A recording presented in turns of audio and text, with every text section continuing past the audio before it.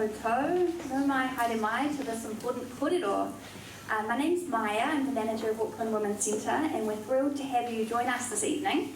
So I'm going to hand over to Stacey to kick us off with karakia and introduce our wonderful speakers. But first, just a little bit of housekeeping.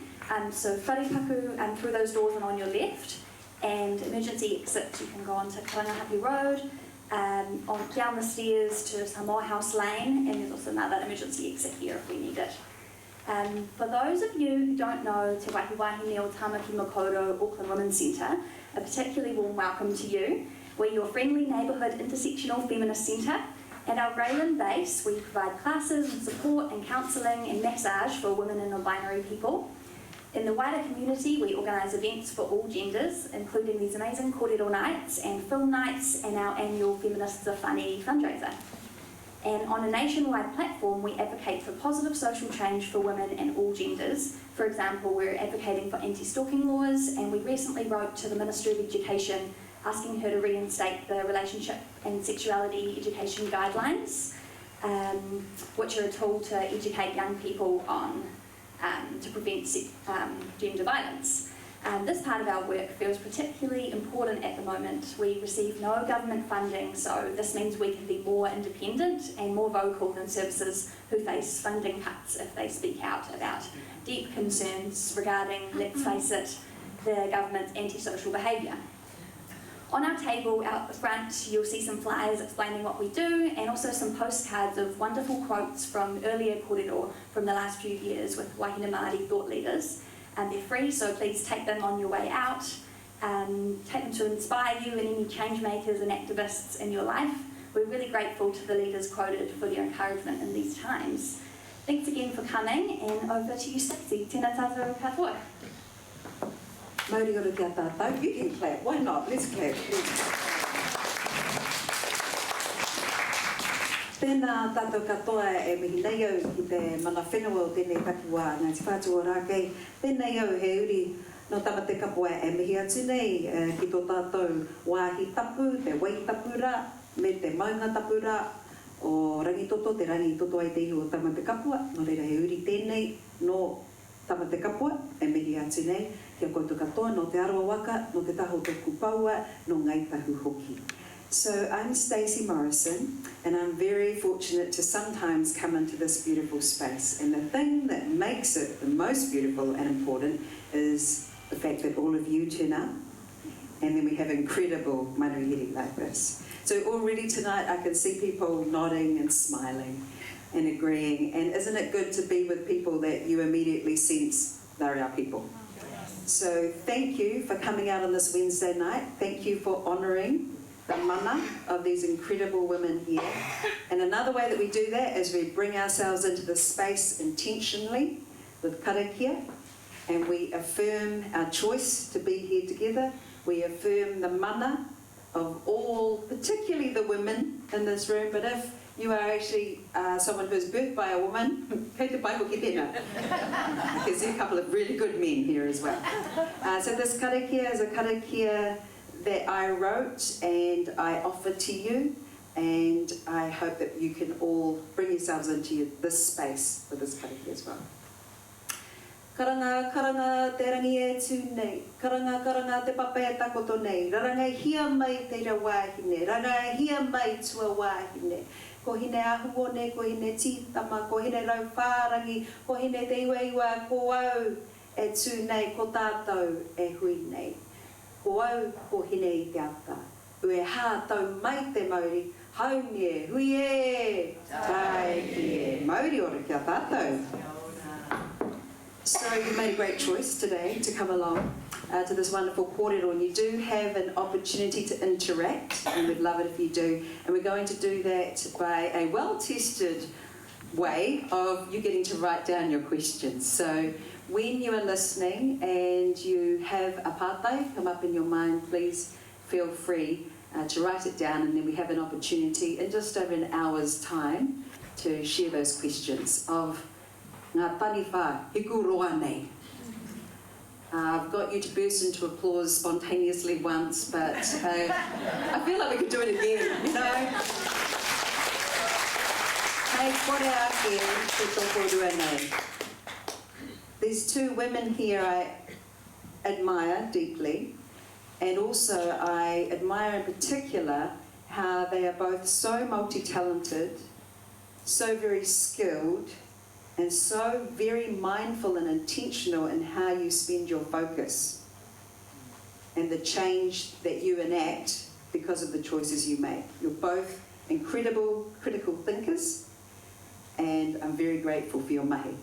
Very soon I'm going to ask you for some context of exactly how messed up things are right now in terms of our world of health, but also we will get some words of wisdom, some tips, some coping mechanisms as we move through today. And I do have introductions for you both, but I always think it's intriguing as to how someone introduces themselves.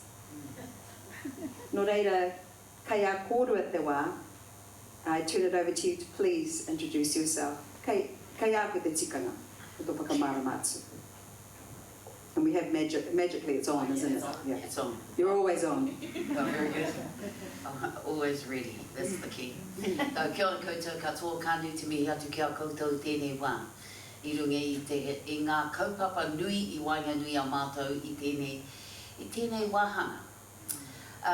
No Ngāti Kahunune me Kaitahu ahau, ko au te tumu aki o te kōhao ko Tureiti Moxon tōku ingoa. Kia ora koutou katoa. Ena waka e nā mana e raurangatina mā tēnā nā tātai. He mihi mahana tēnei ki a tātai. Ko mata whaere te maunga kōhatu, ko te rotuiti ki te ahinga te moana. Ko nā te rongo mai rau o ka nā te puke a koe hapu. He uri tēnei o te aroa waka, nā rere raunga tēnā koe. Hoi anō e te whare tēnā koutou, kia ora hu mai nā tātai. Kia everyone, my name's Elana, and I also come from Te Aroa, so yep, beautiful. And I don't, okay, I'm a Māori public health physician. I was an academic at Auckland University for a long time, and I've recently branched out to become a consultant, which is now more like being a businesswoman in health, so that's quite interesting. I'm really happy to share all of that. And yeah, my life is about trying to do something for us for Māori health and Māori health gain and our tino rangatiratanga and sovereignty, so hoping to share anything you want to. Kia ora. Tēnā kōrero, typically they don't state their massive achievements and qualifications, so let me fill in some additional information. Lady Tureiti Moxon has been a tireless leader and advocate for tino rangatiratanga for decades, and she's also helped create numerous kohanga reo, worked as a lawyer, specialising in Māori land law and treaty jurisprudence. She served on the Waitangi Tribunal before stepping down to jump on the other side, pursue claims and assist in filing evidence for others. She's described as a relentless force backing landmark applications in the Waitangi Tribunal, including the original lead claim that actually led to the historic Y2575 Hauora report from the Tribunal, which led to the Paiora Act 2022 and Te Aka Whaiora Māori Health Authority. Mea rawake, next minute. She was appointed to the interim board of Te Aka Whaiora and then took the government back to the tribunal when Te Aka Whaiora was shamefully being established. And we'll talk about that in a moment. Hei timatanga noe hōtera, you can see why they could actually give you just a 1 hour keynote, and they often do. I will accidentally slip and call Elana Taipapaki, because that's also one of her names, Auntie Tai. And she actually, apparently, is this true, chose to go to university and become a doctor because you really wanted to piss the Pākehā off. Yeah. It's quite normal for a 10-year-old to think that. Yes, it is. As a 10-year-old. She became a doctor 25 years ago, and at medical school, you were one of 12 Māori and Pacific students out of a cohort of 80 students. And now a public health specialist. We will talk about that because, as I said at the beginning, both of you intentionally decide where you put your energy, and as I see it, strategically look at where your energy is best spent. So to give us some context, please, both of you, and if I can start with you, Lady Tureiti, I went to a hui recently and they were very experienced people in health, and they said, we see these cycles, this has happened before. But has this happened before? How would you describe the state of health funding and existence and services at the moment? Is it cyclical, or how would you put us into context at the moment? Well, one of the things that I don't even know whether it's the right word, but I have seen so many ministers come and go. I have seen so many CEOs from DHBs come and go. And I'm still here, I'm still here watching the cycles repeat itself over and over again. And that's what happens. Is it cyclical? Well, 1 minute Māori people are the bee's knees. Everything just seems to flow and everything is fine. Te Tureiti o Waitangi is at the centre of everything we do. And then the next government comes in and does exactly the opposite of the government that was there before them. And then we start again. They gut everything. They make it so that it sounds like people have choices, but you either stay and you take on a new regime. So it's a continuation of the same story. So we know that one of the definitions of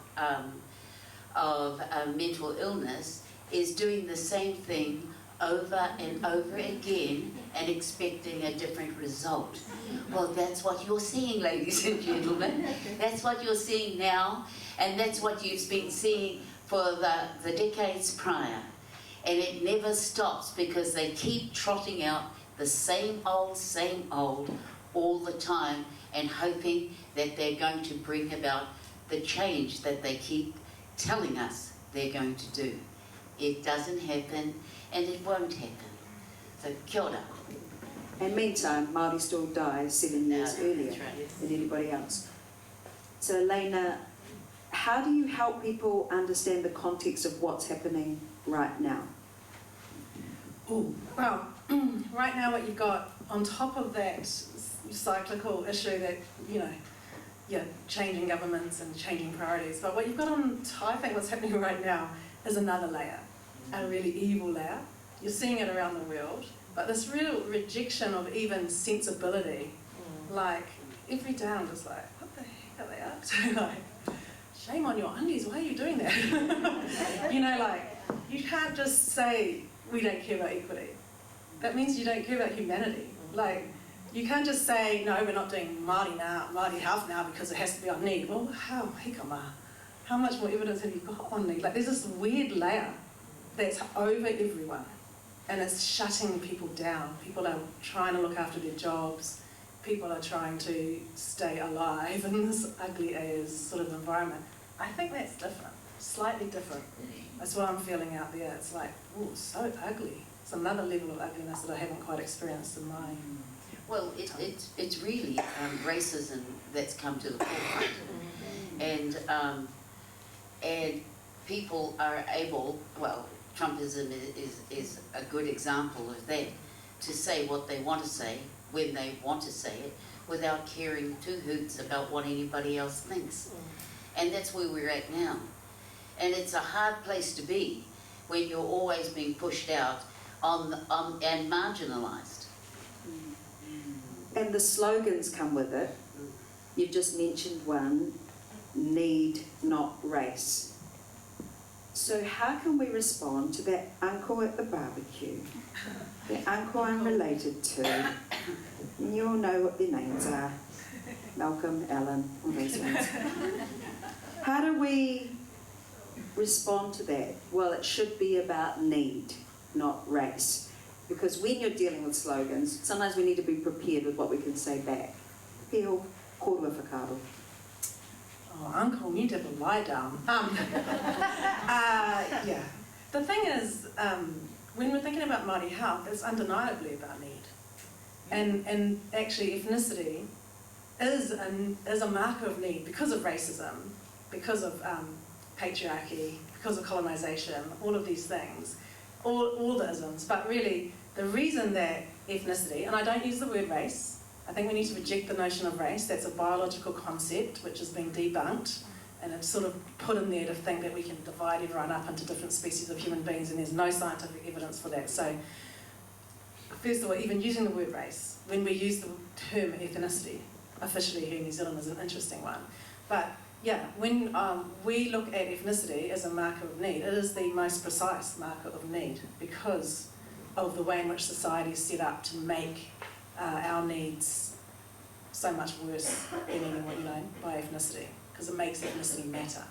So we want to do it on need, and that's exactly what you should be doing it on need by, is by ethnicity. It's the best precise marker that we have. It's better than geography, it's better than socioeconomic status, it's better than all these other variables. So it's just, it's uncool, it's not a level playing field. So that's what it's buying into is, well, we can't do anything different for different ethnic groups because that's not fair. Well, at the moment it's not fair for different ethnic groups who are marginalised and oppressed. Absolutely. One of the things that I hear quite often is, and you've heard it too, that's come out of this government, is that it is race-based. And my response to that is that it is rights-based. It's rights-based. And if we start to, and I think, and you do it, and the centre does it, we've got to redefine who we are and what that looks like for us. And we've got to make it so that it becomes every day, it becomes a normal, and it becomes something that we all accept. And it's the same with the Tureiti o Waitangi. We have worked so hard to get the little gains that we have got over 200 years. And yet here we are, still having to prove that Te Tiriti o Waitangi actually exists in this country and gives rights to both Māori or iwi and the Crown. But they muddy the waters and they make everybody doubt that there is actually a place in this country for two groups of people, and that those two lots of people, the Crown and Māori, have the right to look after ourselves. We have the right to do things and educate our children in our way. And that to me is the key. It's the right to be able to use resources like everybody else does to meet the needs of the people we serve. I've heard you both use the word equity already, and the government does seem allergic to it because they will say everyone should be treated equally. So first of all, we need to understand equity. So could you both please ensure we understand equity? Yep, equity, when I teach about this, equity, I want you to think about the word fairness, fundamentally. It's about doing what's fair, what's just, what's right. And you have to acknowledge, you have to understand that not everyone's at the same level. And so we can't just do everything equally for people, which is putting the same input, because basically you'll get unequitable outcomes. So if we've got a gap, what do we want to do to fix that gap? What can we do, right? You can put more effort in and do a bit more for Māori. What else could you do? Go for it.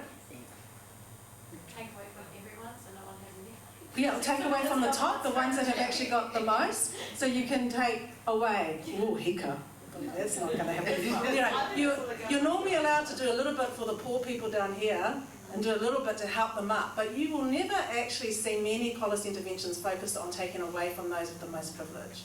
But actually both interventions are actual viable solutions. If you have a focus that there shouldn't be a gap, if you believe there should be a gap because of your political rhetoric, you will never do anything to try and reduce that gap, either targeted services or reducing your focus away. So equity for me is about saying that that gap is unfair and unjust, and that that's wrong, and that actually we should have a system which aims to have no gaps, and that means we can't treat everyone equally. We actually have to do certain things differently for those with different levels of need, because it's the right thing to do. I absolutely agree. So when I imagine your hand up here, The problem is people up here don't see their privilege, as I see it. And part of that is a complete ignorance around te tiriti o Waitangi. And this is an expertise area for you. So do you think that's part of why we have got here? Is that what level of te tiriti understanding do we have in the general public? Well, we don't have a lot. But you know, I'm very surprised because a few years ago, you would hardly ever hear anyone saying kia ora. But you say, you know, you remember Dame Nada Glavish, when she said kia ora on the phones, when we used to have those landlines that had joined up. They were joined up, so like anybody could answer the phone. But anyway, What were they? For the rangatahi, it's pretty much like Snapchat, but you had to, cords. Yeah. And in those days, you know, well, when she did it, when she said, "Oh, kia ora," on the exchange, the telephone exchange, there was a big fuss, a huge fuss about that in the whole country. Look how far we've moved. We've moved hugely, and people will continue to move hugely all the time, as long as we keep allowing ourselves to learn more and to grow and to develop as a country. And every now and then, well, not every now and then, just about every election, every 3-year cycle, they trot out so much negativity about te tiriti o Waitangi. They trot out so much negativity about what Māori privilege is compared to other people's privilege. Actually, they don't talk about other people's privilege. No. They only talk about one group of people. So you see, what from my perspective, Stacey, we have to move it ourselves. And you know what? Individuals and communities and everybody who thinks that these things should change will change it. I mean, how many children and how many people did we ever hear say kia ora? Now, I hear young people, I'm actually surprised sometimes when I hear them say much more than just kia ora. And it becomes a natural part of our fabric, the fabric of our country. And that's where we should be headed. Not into them and us all the time, them and us. And then trot us out every time there's an election and make it political, make us the political football. Oh, kia ora. I think privilege is interesting because it is, as Peggy McIntosh describes it, she's an academic writer about this, that it's like an invisible knapsack, an American knapsack, an invisible backpack on your back. Like you don't actually know necessarily what privilege you've got because you don't realise that when you go to the shop, the shopkeeper smiles at you, so you think that's normal behaviour rather than follow you around the store and work out what you're trying to steal. You've never experienced it. It is really, really hard to see that invisible backpack that helps you flow through life when you have had it on your back the whole time. So one of the first steps to understand privilege is to stop, sit down, have a look at yourself and what might be in your visible backpack. So you're thinking about, you really have to think about your own identities and what privilege and disadvantages it confers. You will have multiple identities, me being a Māori, me being a female, me being a doctor, etc., me being cis, you know, all these things, they confer either advantage or disadvantage. I didn't earn either the advantage or the disadvantage. It's nothing I've done to earn it, the privilege, and there's nothing I've done to earn the disadvantage. And it's a society that we have set up, the coin, as Nixon talks about it. The coin, there's a flip side on the coin of privilege and disadvantage, and you've probably got both. I've got disadvantage as a Māori, I've got disadvantage as a woman, but I've got major advantage being a doctor and having a socioeconomic profile that changes that trajectory for me and my whānau. So at the same time, it's always happening through the same time. Yeah, and I think our first step is to get these peeps around us that aren't in the whale to understand their identity and their privilege and their disadvantage, and then hopefully open themselves up. And so when they hear the treaty, they think, oh, that's giving Māori an advantage, a privilege that I don't have. Well, yeah, because we are tangata whenua, nō koe te whenua. So, you know, it is in some ways, because this is our land. Yeah, it is our Indigenous rights. I'm going to ask you both next, so to give you a moment to think about it, what a Te Tiriti honouring healthcare system would look like, while I share a story that I was reminded of then, because my mother was Pākehā and she was a sales rep for a time, and she'd take me and my sister, both Māori children, in sometimes, and a store detective said to her, watch out, there's some Maori kids around the corner to watch us, to steal things. And she said, those are my children. So sometimes we get an insight into each other's world, but I appreciate the fact that you say a lot of the time we don't, and a lot of the time we don't feel or witness the backpack that we're carrying, but that we do have those opportunities to see. And I understand you coming tonight as part of taking up an opportunity. So that was me giving you a moment for the big question. What would a Te Tiriti honouring healthcare system look like? Well, I've mentioned it earlier. It's being able to do what is right for the communities in which we live, to build up those communities, to allow those communities to thrive, not just survive. And that's what a lot of people in our country, unfortunately, are in.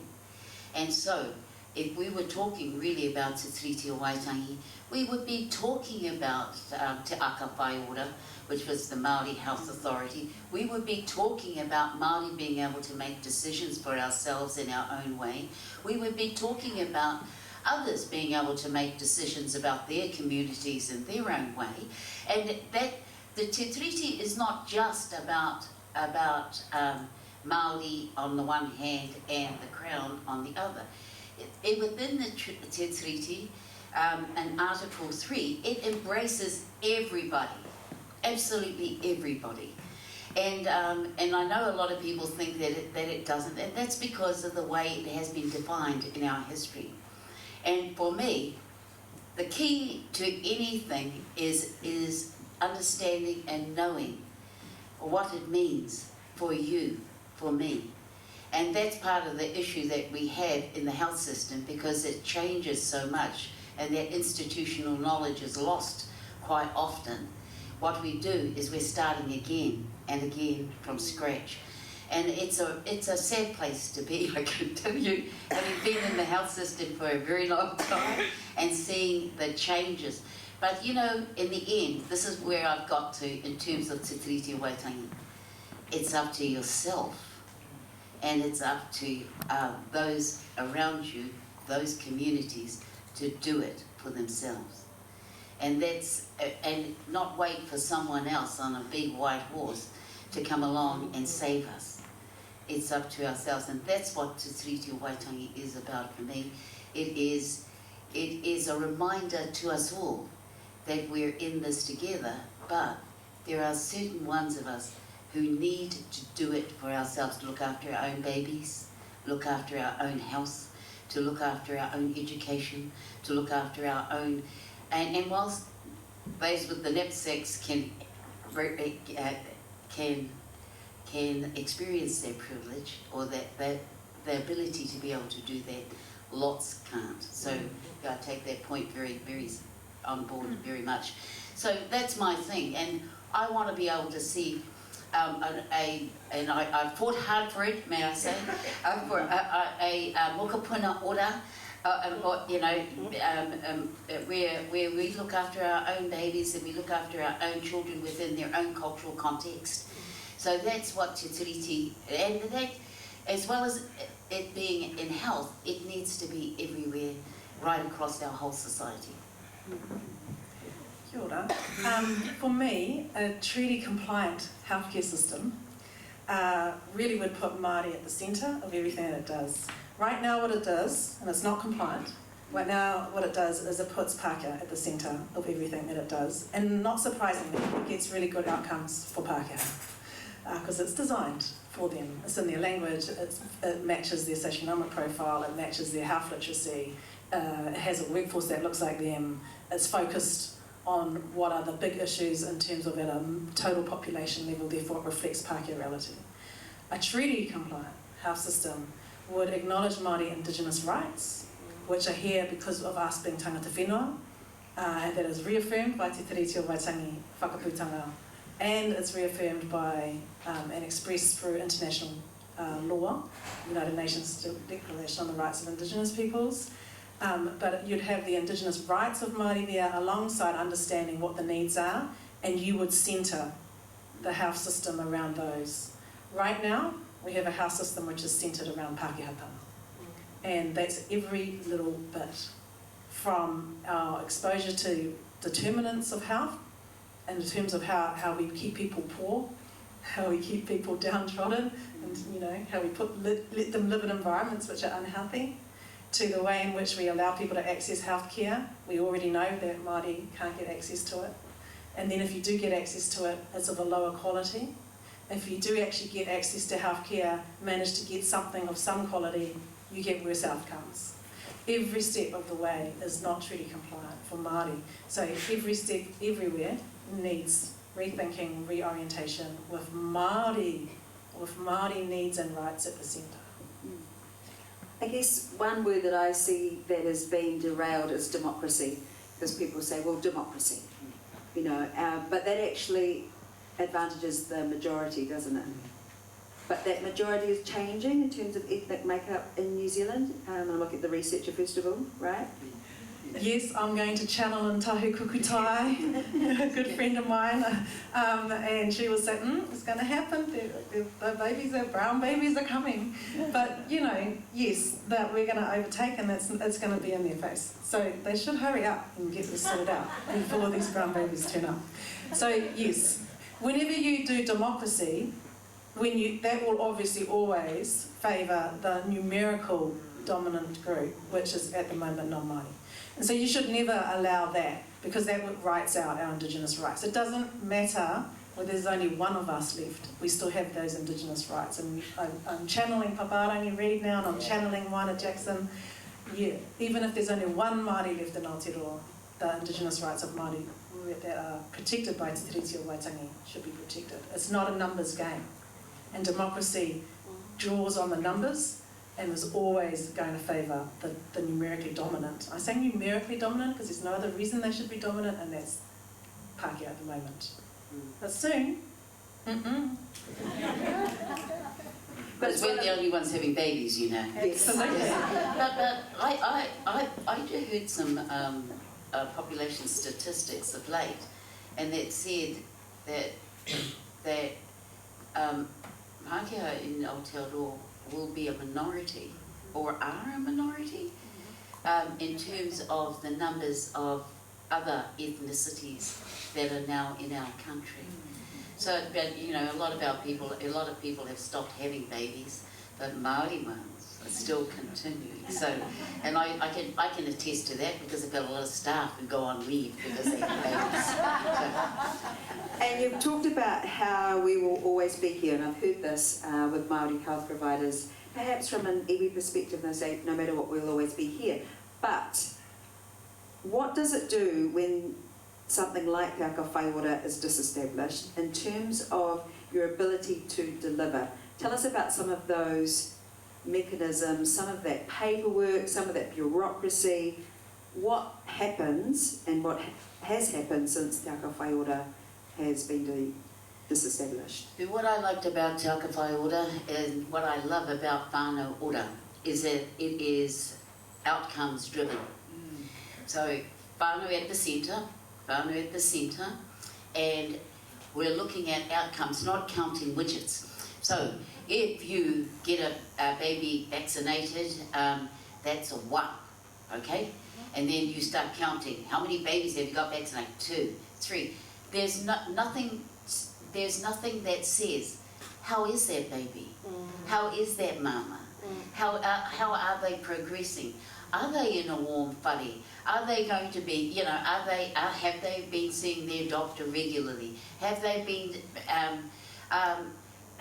do they have enough kai in the cupboard?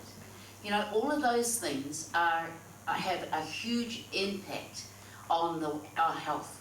And it doesn't matter what it is. So we've gone back to saying, if you have this many FTEs, full-time equivalents, so staff, you got to have 5 staff for this particular contract. But it doesn't say whether or not you're making a difference in the lives of the people that you're working with. It says you have to do this, count, tick, do that, count, tick, and that's all you do. And yet, and our people suffer for it, because that's the way we have decided that we can count what's working and what isn't. But it's not working, and it doesn't work, and it never has worked. And so that's why Te Aka Whaiora was so important, because why? Because we could create plans that actually met the needs of the communities we were working in. And that to me is the key, because it's pointless if you're working in a community and you're only just saying, oh yeah, I've done that, I've done that, I've done that, but then the condition of the house is in terrible state, you know, and I don't have to do that because I just take blood pressure, or I just do weights, or I do, you know, those kinds of clinical type things. But what happens to the actual people in that home? What happens to the babies in that home? What happens to the well-being of the whole family, the whole whānau, or the whole community? That to me is where the change takes place, and that's to me is where we should be focused.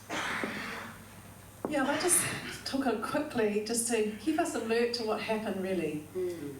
We set up Te Aka Whaiora and that we had some promise and hope. I think that was it was a bit of an emotional day when you knew, like, wow, this could actually be a huge change. So, but then what did they do? They gutted out all the Māoris out of the mainstream existing services. Rather than create new jobs, you can't just have more Māori, you gotta just move the Māori over, put them into a newly being formed entity, Te Aka Whaiora, finding its feet, not quite got its structure sorted out, not got its systems sorted out, not got years of history that the district health boards have had, and then expect them to be up and running, and then give them a scorecard before the year's out. Oh look, you haven't achieved much. Oh, well, we're going to take all the funding away and we're going to disestablish you. And then what do? Oh, then you put the Māoris back and try and dump them back over into the health system, which just had them gutted out. But as you've done that, you've lost something, the weight behind those staff that got moved out, had a promise, then get dumped back in. We've now dumped them back into Te Whatuora, and we don't actually know what they're doing. What are they doing now? Are they giving advice to Te Whatuora? Are they standalone? Are they a separate entity within Te Whatuora? What are we doing now? Where is the Māori leadership going to be? How does it operate and move itself within the new entity? And actually, as you've been doing that, morale is dropping off. People are dropping off. The weight of people that actually saw some hope and then you take it away should never be underestimated. And now you've got, even if they're still there, and I have to admit that I provide advice into Te Whatuora, into the whole Māori Services team, it's quite hard for me to watch this gutting out, rather than purposely building up and enhancing our Māori staff. And I think that's a really, really very, very important context. Please don't lose sight of what's going on. That's going to take years of recovery. And it was evident to me too how those Māori staff were hung out to dry. Much more than you would know who is the head of a DHB, I don't know. And yet those Māori staff had to front everything. How many articles did we see with their faces on it? So that's the morale hit. And amanane. But it was ideological, really, was why it was disestablished, wasn't it? Oh, totally political.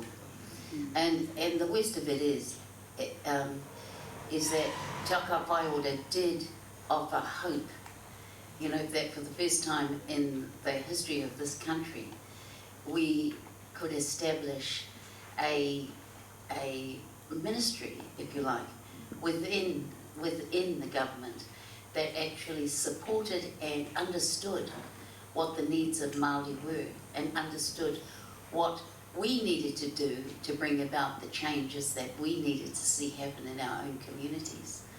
And so that was quite gutting, really, just to see that happen, because it was 20 years.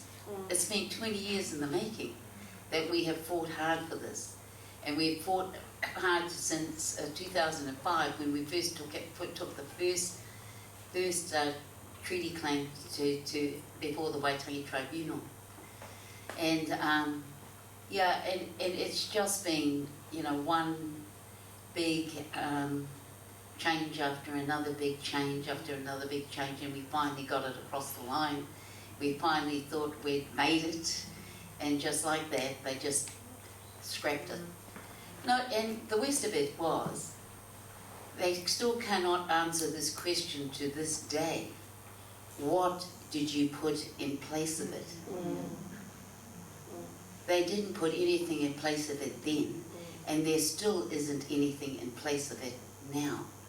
And so that, to me, is really an example of what, you know, if you put it all together, democracy, what a government unfettered, and a government who believes that they can do whatever they want to do when they want to do it to somebody else and to others.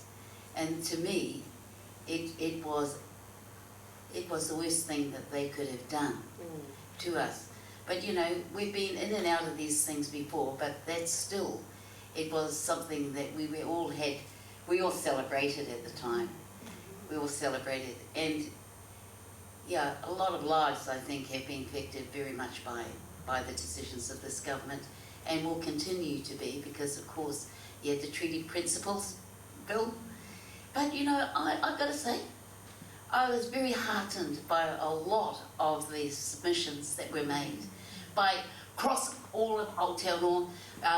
A number of the ministers, you know, past ministers in Labour and National, all got up to speak about their thoughts in terms of Te Tiriti o Waitangi, and that was really heartening. So, you know, I reckon together we can move mountains, and we have done. We've proven we can do it, and so we'll just carry on doing it. Okay. How many of you watched? Yeah, Kia ora. Let's go. How many of you watched oral submissions? It was actually really interesting, wasn't it? It was hard to do work, actually, at the time. So mā te aha I tēnā. But when we talk about a personal response, Elana, when those things happen, when Taka Whai Ora was disestablished, for instance, how does that feel for you? Because this is not just your job. This is your life's purpose. So how did that feel for you personally? Yeah, well, I mean, I was quite involved in Te Aka Whai Ora and helping, you know, set what the Māori Hā priorities were, helping to write, you know, draft policy, trying to really shape things for Te Aka Whai Ora. So it's sort of intimately involved in that. It's just the wrong thing to do.